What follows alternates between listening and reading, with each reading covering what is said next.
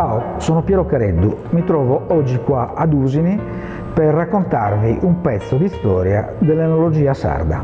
Il vermentino Tuva Oes dell'azienda Cherchi è uno dei migliori presenti sul mercato e oggi viene proposto in un'edizione anniversario che celebra le 30 vendemmie.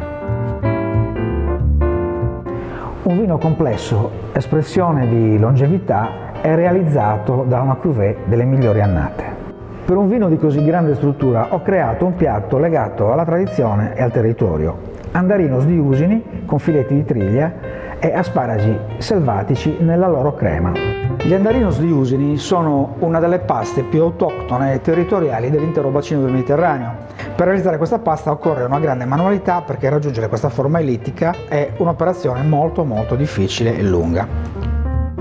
Dopo aver pulito il pesce lo sfilettiamo preoccupandoci di tenere uno dei due filetti intero, mentre il secondo filetto lo ridurremo ad adolata per unirlo poi alla salsa con gli asparagi.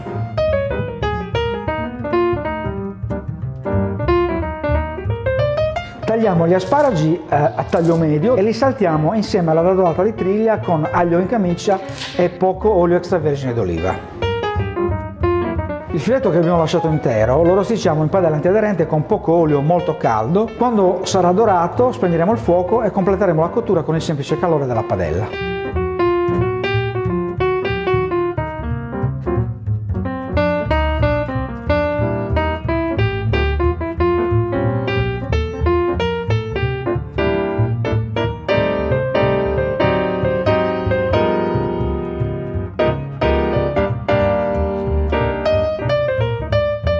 Che cosa mi ha spinto a far incontrare il Tuva Oes 30 vendemmie a questo piatto?